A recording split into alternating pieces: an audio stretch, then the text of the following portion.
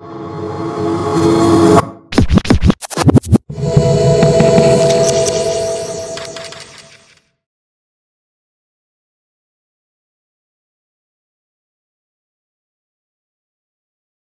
Cage Prisoners, we have commemorated the horrible opening of Guantanamo Bay. And this is a unique and different way of doing things. We have at the moment 2, and soon we will have 3 former prisoners, Tariq Degol and Bishar al-Rawi. And on the Cage Prisoners team you have Sagir Hussain, who's a lawyer, and I'm Victoria. I'm a kind of general advisor and helper and supporter. But this morning is not so much about Cage Prisoners as Cage Prisoners facilitating the former prisoners, reminding us what is Guantanamo Bay, what it was for them, and why it can never be forgotten. So I'm going to ask Bishar just to start by telling us a little bit about what you feel when this horrible anniversary comes around every year. I have to say, I cycled from central London to here today, and I wasn't very sure what to expect, but I have to say it's a very sort of emotion, like a lot of emotions are running inside of me, seeing you all and remembering everybody in Guantanamo. The years are passing quickly. Like, you know, I was released coming up to 6 years now. In end of March, it will be 6 years. And every year we seem to have something remembering Guantanamo. And the years seem to be passing very, very quickly for us. You know, I'm busy with my family. I have 3 children now, and every day is a reminder.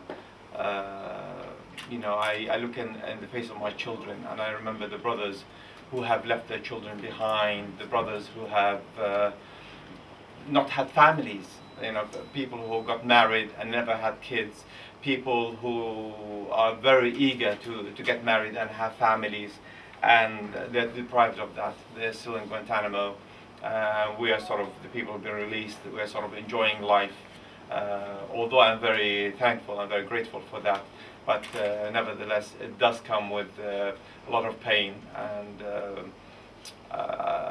again, I think quite a lot of guilt as well. I think we all live with that. We try to forget it, but it definitely sort of lingers around in our daily lives.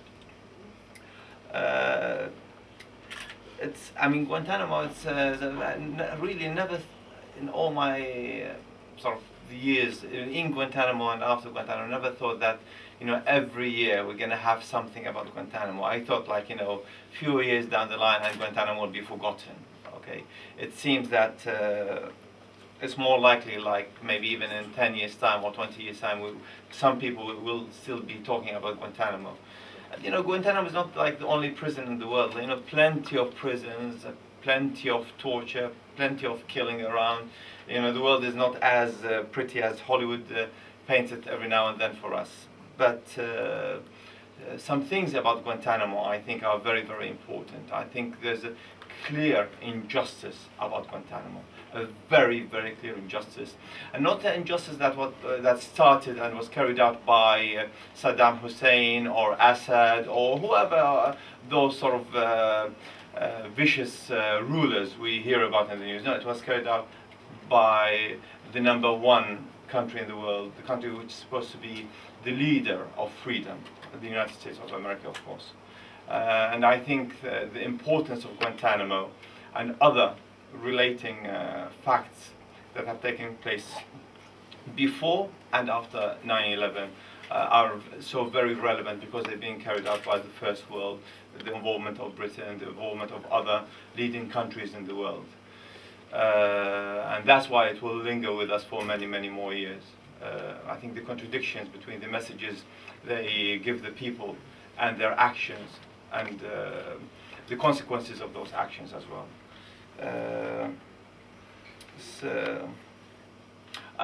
By the way, I am involved with, I work with Reprieve, and my work with Reprieve is a sort of a daily reminder of the lives of people left behind.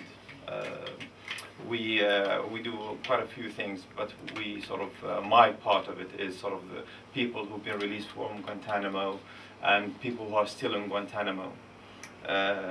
You know, we write them letters, we keep in touch with their families, we try to get them news, and although it's extremely important work, nevertheless it's extremely painful. And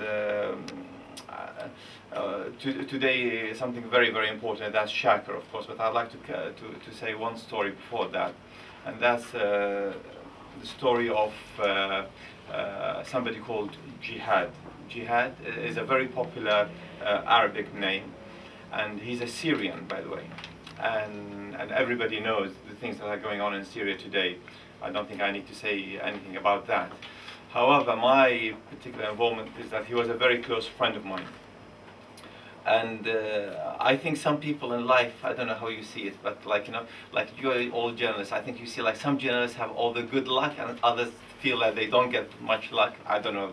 But in life, maybe some things are like this. I sort of felt I was the lucky one in Guantanamo. I don't know if that's sort of my imagination or that's for real. But really, that's how I felt. Like, you know, I was like I felt that things were easier on me than on others.